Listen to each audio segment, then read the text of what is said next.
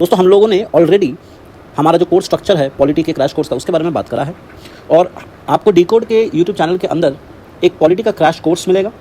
उसके अंदर वो तमाम इंपॉर्टेंट चैप्टर्स का जिक्र किया गया है इंडियन पॉलिटी के साथ। उसी के कॉन्टेक्स्ट में हम लोग बात करने वाले हैं इस चैप्टर के बारे में, जिसका नाम है अमेंडमेंट ऑफ द कॉन्स्टिट्यूशन। दोस्तों अमेंडमेंट जो शब्द है इसको हम लोगों ने सेलियंट फीचर्स में पढ़ा था। सेलियंट फीचर्स में दोस्तों हम लोगों ने अमेंडमेंट के बारे में पढ़ा था। और अगर आप लोगों ने सेलियंट फीचर्स का जो वीडियो है वो नहीं देखा है तो आप लोग ज़रूर आई बटन में जाकर सेलियंट फीचर्स का वीडियो देख लें। बात करते हैं अमेंडमेंट ऑफ द कॉन्स्टिट्यूशन में इस चैप्टर का मतलब क्या है। देखिए दोस्तों, अमेंडमेंट का मतलब होता है सुधार, चेंज। सो अगर हमारा सोसाइटी चेंज हो रहा है, अगर हमारा सोसाइटी चेंज हो रहा है तो उसके कुछ चेंज के साथ साथ कुछ डिमांड्स में भी चेंजेस आने चाहिए। और यदि उन डिमांड्स को, उन एस्पिरेशंस को, जो चेंजिंग एस्पिरेशंस हैं सिटीजन्स के, अगर उन डिमांड्स को, उन एस्पिरेशंस को कॉन्स्टिट्यूशन केटर करना चाहता है, अगर कॉन्स्टिट्यूशन उन चीज़ों के ऊपर लॉज बनाना चाहता है, उनको रिकॉग्नाइज करना चाहता है, तो कॉन्स्टिट्यूशन को अपने 1950 में बनाए गए टेक्स्ट को चेंज करना पड़ेगा, अमेंड करना पड़ेगा, ताकि ये जो नए डिमांड्स आए हैं, ये जो नए एस्पिरेशंस आए हैं, इनको कॉन्स्टिट्यूशन के अंदर एकोमोडेट किया जा सके। और इसी से हमारा जो कॉन्स्टिट्यूशन है, इस अमेंडमेंट प्रोसेस के वजह से हमारा कॉन्स्टिट्यूशन जो है वो रेलेवेंट रह सकता है, वरना यह आउटडेटेड हो जाएगा। तो क्योंकि सोसाइटी चेंज हो रही है, तो सोसाइटी के चेंज के वजह से सिटीजन्स के डिमांड्स में परिवर्तन आ रहा है। Changing demands, changing aspirations, we need to accommodate those changing demands and aspirations through the process of amendment to make our constitution relevant। और इसी अमेंडमेंट की वजह से हमारा कॉन्स्टिट्यूशन को एक लिविंग डॉक्यूमेंट भी बोला जाता है। लिविंग क्यों? क्योंकि वो जिंदा है, वो एवरी डे जितने सारे चेंजेस हो रहे हैं उसके साथ अपने आप को बदल रहा है। से फॉर एग्जाम्पल आर्टिकल 21 के अंदर पहले राइट टू एजुकेशन, या मैं आपको कहूँ राइट टू प्राइवेसी, ये नहीं था, लेकिन बाद में इसको इंट्रोड्यूस किया गया। आर्टिकल 21 कैपिटल ए के अंदर एजुकेशन पहले नहीं था, अभी इंट्रोड्यूस किया गया। LGBTQ कम्युनिटी के लिए पहले राइट्स नहीं थे, अब इनके भी फंडामेंटल राइट्स हैं। सो टेक्निकली जितने सारे चेंजेस सोसाइटी में हो रहे हैं और उन चेंजेस की वजह से जितने सारे डिमांड्स या एस्पिरेशंस में चेंजेस आ रहा है, उसी तरीके से हमारे कॉन्स्टिट्यूशन को भी अगर हमने अमेंड नहीं किया, अगर हमने इन चेंजिंग डिमांड्स और एस्पिरेशन, सोसाइटी के एस्पिरेशंस को एकोमोडेट नहीं किया, तो हमारा कॉन्स्टिट्यूशन इररिलेवेंट हो जाएगा। इसीलिए उसको रेलेवेंट बनाए रखने के लिए अमेंडमेंट जो है ये बहुत ज़्यादा क्रूशियल है, बहुत ज़्यादा इंपॉर्टेंट है। अब जब आप लोग को ये लॉजिक समझ में आ गया है तो हम लोग ज़रा सा आगे बढ़ते हैं। Like any other written constitution अगर आपके पास है, जैसा कि इंडिया का कॉन्स्टिट्यूशन रिटन कॉन्स्टिट्यूशन है, it provides for its amendment in order to adjust itself to the changing conditions and needs. इसी के बारे में हम लोग बात कर रहे थे। However the procedure laid down for its amendment ये वैरी करता है। जैसे ब्रिटेन में अलग तरीके से है, यूएस में अलग तरीके से है। ब्रिटेन में बहुत ज़्यादा फ्लेक्सिबल है, बहुत आसानी से आप अमेंड कर सकते हो। यूएस में बहुत टफ है, इसीलिए ब्रिटेन का कॉन्स्टिट्यूशन फ्लेक्सिबल है, यूएस का कॉन्स्टिट्यूशन रिजिड है। लेकिन दोस्तों भारत का जो कॉन्स्टिट्यूशन है वो ना ही वो बहुत ज़्यादा फ्लेक्सिबल है, ना ही वो बहुत ज़्यादा रिजिड है, बल्कि it is a synthesis of both. Exactly हम लोगों ने यही चीज़ सेलियंट फीचर्स में पढ़ा था, सेलियंट फीचर्स में पढ़ा था, जो इंडिया के फीचर्स को, इंडिया के कॉन्स्टिट्यूशन को यूनिक बनाता है। अब दोस्तों आर्टिकल 368 जो है, या पार्ट 20 जो है, ये डील करता है कि पार्लियामेंट के पास ये क्षमता है, पार्लियामेंट के पास ये अथॉरिटी है कि वो अमेंडमेंट कर सके कॉन्स्टिट्यूशन में। अब पार्लियामेंट अकेले, parliament can not amend those provisions which form the basic structure of the constitution. अब सोचिए, हमारा ये एक ग्लास है, इस ग्लास के अंदर पानी है H2O, और यहाँ पे एक बोतल है, ठीक है, इसके अंदर भी पानी है। तो अगर यहाँ पे कोई शख्स खड़ा है, उसे प्यास लगी है, तो उसके लिए ये पानी इंपॉर्टेंट है। आप किस वेसल से, आप उसको किस यूटेंसिल से उसको पानी दे रहे हैं, ये इंपॉर्टेंट नहीं है, उसके लिए पानी इंपॉर्टेंट है। ठीक उसी तरीके से आप कॉन्स्टिट्यूशन के ढांचे को बदल सकते हैं, कभी आप ग्लास में रख सकते हैं, कभी आप इस तरीके की पतीले में रख सकते हैं, लेकिन जो पानी है ये उस कॉन्स्टिट्यूशन का बेसिक स्ट्रक्चर है, आप इसको बदल नहीं सकते हैं।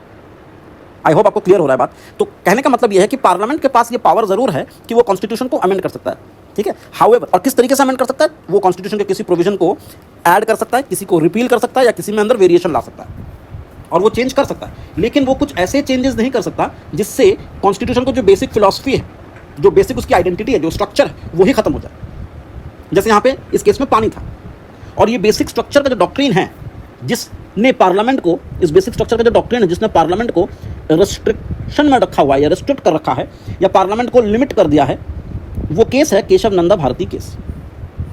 इस केशव नंदा भारती केस में बेसिक स्ट्रक्चर डॉक्ट्रिन को पहली बार जस्टिस खन्ना ने इंट्रोड्यूस किया था। सो हम कह सकते हैं ये जो बेसिक स्ट्रक्चर डॉक्ट्रिन है, ये बेसिकली जुडिशियरी का एक इन्वेंशन है, जुडिशियरी का एक इंजीनियरिंग है। ठीक है, आगे बढ़ते हैं, प्रोसीजर के बारे में जानते हैं। पहली चीज़ तो यह है कि इसको इनिशिएट करने के लिए आपको एक बिल के थ्रू से आप इसको इनिशिएट कर सकते हैं, और ये बिल जो है ये किसी भी हाउस में, चाहे वो लोकसभा हो चाहे वो राज्यसभा हो, आप किसी भी हाउस में इस बिल को इंट्रोड्यूस कर सकते हैं। बस ये ध्यान रखना है कि इस किस्म का जो बिल है ये स्टेट लेजिस्लेचर में नहीं हो सकता। इसका मतलब स्टेट लेजिस्लेचर का कोई रोल नहीं होता है किसी भी अमेंडमेंट को इंट्रोड्यूस करने में। इंट्रोडक्शन के केस में स्टेट का कोई रोल नहीं होता है। दूसरी चीज़, जब इस बिल को इंट्रोड्यूस किया जाएगा तो ये इंट्रोड्यूस करना कोई मिनिस्टर भी कर सकता है एलएस या आरएस में, या कोई प्राइवेट मेंबर भी कर सकता है, चाहे वो एलएस का हो या आरएस का हो। अब ये प्राइवेट मेंबर मतलब वो मेंबर ऑफ पार्लियामेंट जो कि नॉट मिनिस्टर हैं, जो कि मिनिस्टर नहीं है लेकिन मेंबर ऑफ द पार्लियामेंट हैं। और इस किस्म की बिल को इंट्रोड्यूस करने के लिए कोई भी किस्म का प्रायर परमिशन नहीं चाहिए होता है प्रेसिडेंट का। ठीक है, अब बिल अगर लोकसभा में से इनिशिएट हुई है तो उसको लोकसभा में स्पेशल मेजॉरिटी में पास होना पड़ेगा, उसके बाद ये दूसरे हाउस में आएगी और फिर वहां से राज्यसभा में पास होना पड़ेगा स्पेशल मेजॉरिटी में, और उसके बाद ये इवेंचुअली प्रेसिडेंट के पास जाती है। लेकिन इसमें एक कैच है, उस कैच को समझते हैं। The bill must be passed in each house by A special majority, ये तो क्लियर है। ईच हाउस, चाहे वो लोकसभा हो राज्यसभा हो, each house must pass the bill separately.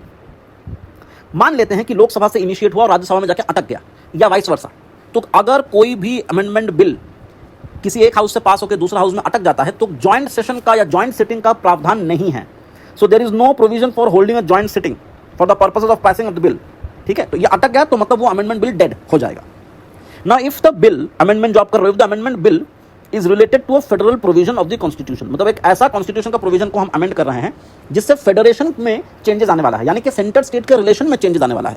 अगर कोई कॉन्स्टिट्यूशन का प्रोविजन, से फॉर एग्जांपल 7th शेड्यूल, इस 7th शेड्यूल में यूनियन लिस्ट है, स्टेट लिस्ट है, कॉन्करेंट लिस्ट है, यानी कि अगर हम यहां पे अमेंडमेंट करते हैं तो स्टेट्स, प्रोविंसेस ये अफेक्टेड होंगे, इसके ऊपर इंपैक्ट आएगा। तो अगर कोई फेडरल प्रोविजंस को हम अमेंड करते हैं तो दोनों हाउस से 2/3 मेजॉरिटी के बाद 50% हमें सिंपल मेजॉरिटी चाहिए होगी, at least from half of the states.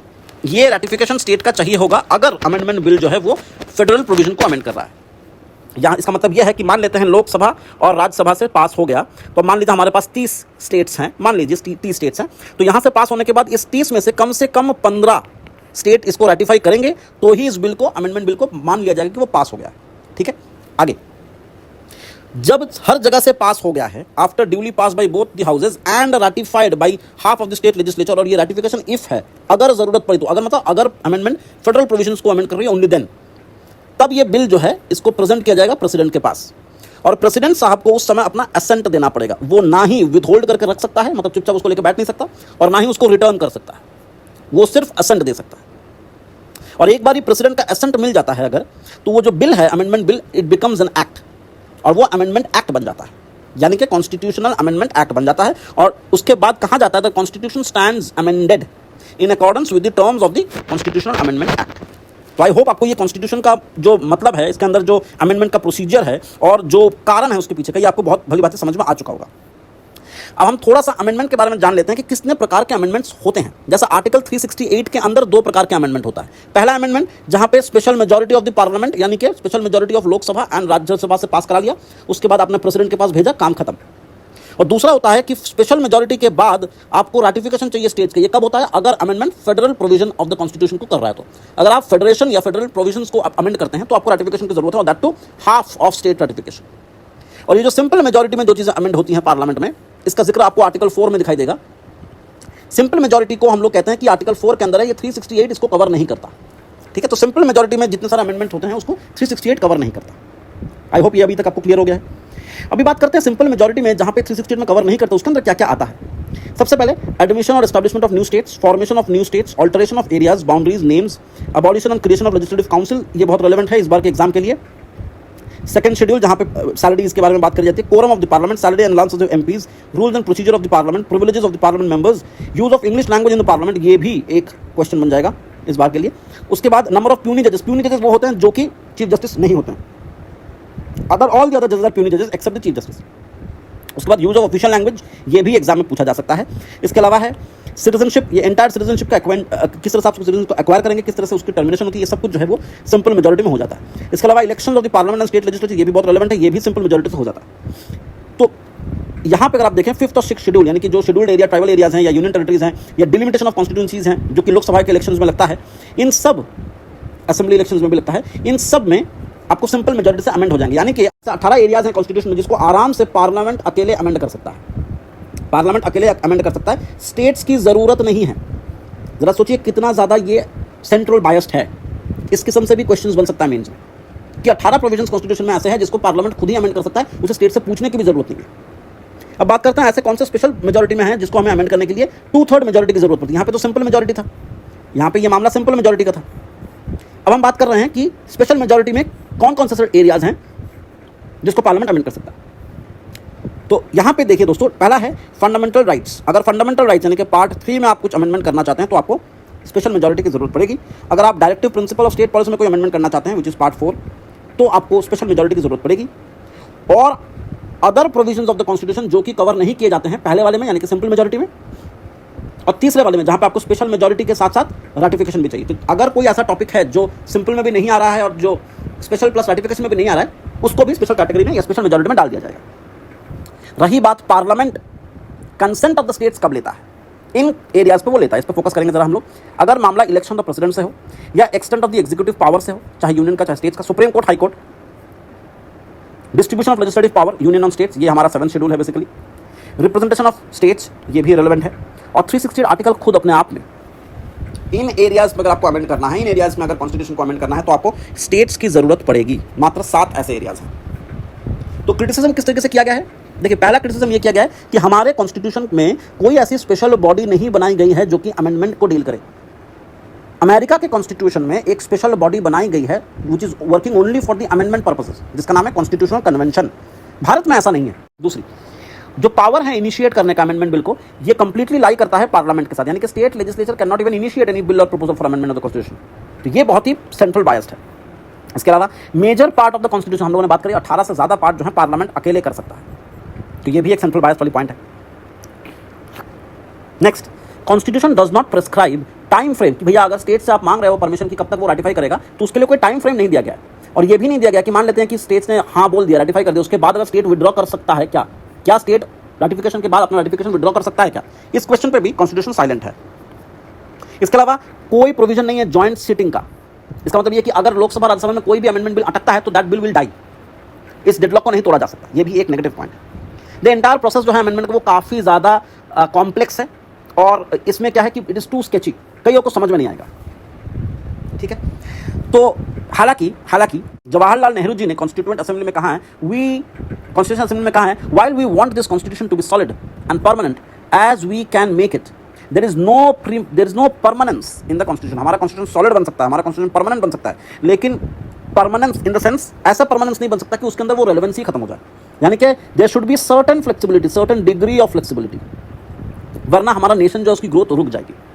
Ambedkar साहब ने क्या कहा है कि assembly has not only refrain from putting a seal to the finality and infallibility upon this constitution by denying the people the right to amend the constitution in Canada. इसको समझते हैं, constituent assembly has not only refrain, इसका मतलब यही है जिस तरीके से कहा गया है कॉन्स्टिट्यूएंट असेंबली में कि कॉन्स्टिट्यूशन को अमेंड किया जा सकता है, कॉन्स्टिट्यूशन को अमेंड किया जा सकता है, इसीलिए कहा गया ताकि कॉन्स्टिट्यूशन रेलेवेंट रह सके। अगर कॉन्स्टिट्यूशन को रेलेवेंट बनाए रखना है तो आपको अमेंडमेंट की जरूरत है। अगर कॉन्स्टिट्यूएंट असेंबली में हमारे बनाए हुए कॉन्स्टिट्यूशन को फाइनलिटी दे देता तो हमारा कॉन्स्टिट्यूशन ग्रो नहीं करता, वो बहुत सारे इंसानों, बहुत सारे सिटीजन्स के एस्पिरेशंस को डिनाई करना पड़ता उसको बाद में। दूसरी चीज, ग्रैनविल ऑस्टिन बहुत बड़े जूरिस्ट, ये क्या कहते थे, the amending process has proved itself one of the most ably conceived aspect of the constitution although it appears complicated it merely diverse। इसका मतलब क्या कह रहा है, ये देखिए हमें ये पता है कि बिना अमेंडमेंट के, बिना कॉन्स्टिट्यूशनल अमेंडमेंट के हमारा कॉन्स्टिट्यूशन जो वो काम नहीं कर सकता। तो इसीलिए जो हमारे कॉन्स्टिट्यूएंट असेंबली थी उन्होंने कॉन्स्टिट्यूशन में कभी भी फाइनलिटी नहीं रखी, उन्होंने स्कोप रखा है अमेंडमेंट करने का, और ये चीज़ जो है वो बहुत यूनिक है। ठीक है, हो सकता है कि प्रोसेस थोड़ा सा कॉम्प्लिकेटेड है, लेकिन ये बहुत ज़रूरी है कि अमेंडमेंट किया जा सके ताकि इस डॉक्यूमेंट को जिंदा रखा जा सके। इसीलिए इस डॉक्यूमेंट पे फाइनलिटी का जो ठप्पा है ये नहीं लगाया असेंबली ने, तभी हम लोग अमेंड कर पा रहे हैं। तो आई होप आपको ये चीज़ समझ में आ चुकी होगी। अगले लेक्चर में हम लोग बेसिक स्ट्रक्चर को डील करेंगे कि बेसिक स्ट्रक्चर क्या है। Thank you so much.